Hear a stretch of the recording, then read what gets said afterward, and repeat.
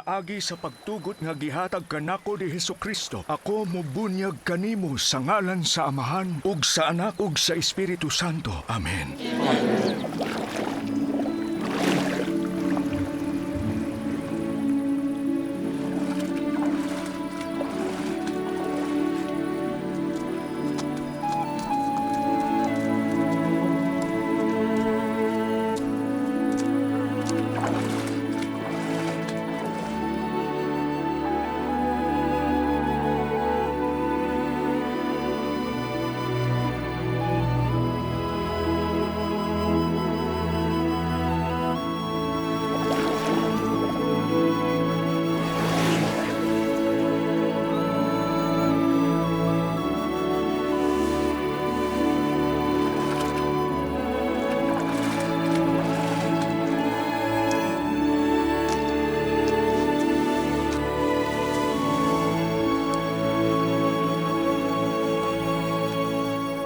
Si Hesukristo mitudlo nga kinsa man ang mupatalinghog sa iyang pulong ug maghinulsol ug mabunyagan siya maluwas. Rifay, dunay panaglali sa katawhan.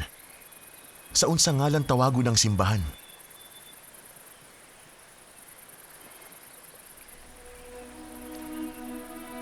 Among Amahan sa langit, miduol ni kanimo nga nagpuasa ug nagampo sa ngalan ni Hesukristo. Muhangyo mi nga ipakita nimo ang imong kabubuton alang ni ining simbahan. Unsa ang buot ninyo nga akong ihatag?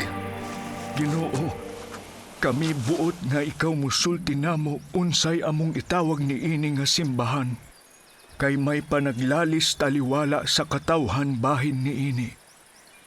Nganong ang katawhan magbagulbol ug maglalis bahin ni ini?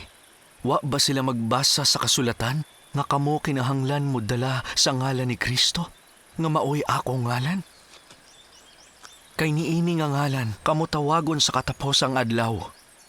Bisan kinsa nga mo dala sa akong ngalan, ug mulahutay, maluwas sa katapos ang adlaw.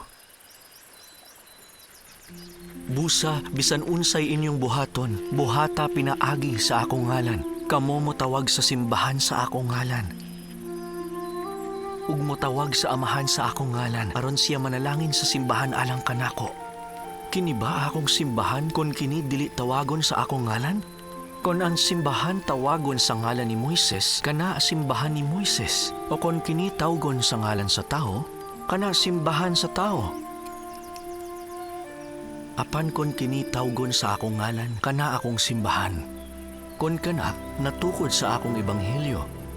Ug kon kini nga simbahan na tukod sa akong ebanghelyo, ni ana ang Amahan mo pakita sa iyang mga buhat diha niini.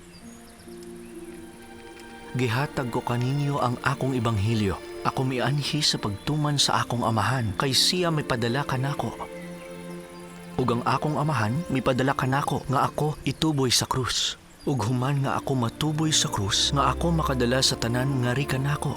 Sama nga ako gituboy sa mga tao, ang mga tao usab ituboy pinaagi sa Amahan sa pagbarog sa akong atubangan aron hukman sa ilang mga buhat, matarong man o daotan. Ug tungod niini ako natuboy.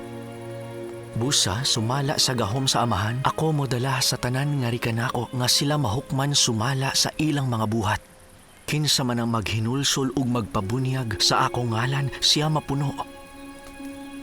Kun siya mulahutay, ako mohukom kaniya nga walay sala at tubangan sa akong Amahan sa adlaw nga ako mohukom sa kalibutan. Walay hugaw nga makasulod sa iyang gingharian.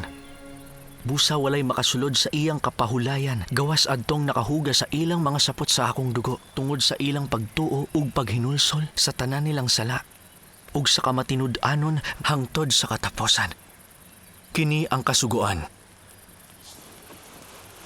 Paghinulsol, kamong lumulupyo sa yuta, ug duol kanako ug magpabunyag sa akong ngalan, ug pagasantoson pinaagi sa Espiritu Santo, aron mo barog nga walay lama sa akong atubangan sa katapusang adlaw.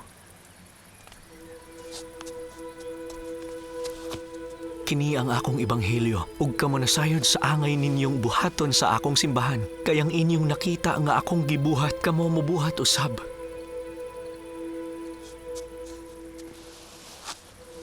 kon kamo mabuhat ni ini bulahan kamo. Kay kamo ituboy sa katapos ang adlaw.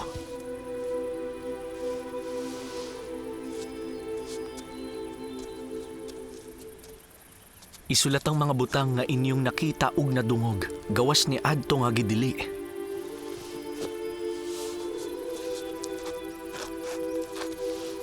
Kay gikan sa mga basahon nga nahisulat, ug sa isulat pa, kini nga katawhan pagahukman. Kay niini ang ilang mga buhat, masayran sa katawhan. Ug kamo mahimong mga maghuhukom ni ini nga katawhan, sumala sa paghukom nga akong ihatag kaninyo nga makiangayon. Busa, unsa nga matang sa tao, kamo angay nga mahisama. Sa pagkatinuod ako mo ingon, sama ka nako.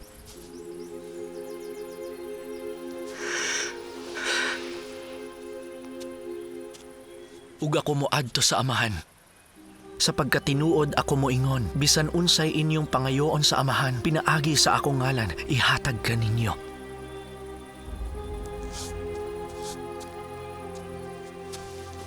Busa, pangayo, ug kamo makadawat. Tuktok ug kinibuksan nga anha kaninyo. Kay ang mangayo makadawat, ug ang mutuktok pagabuksan.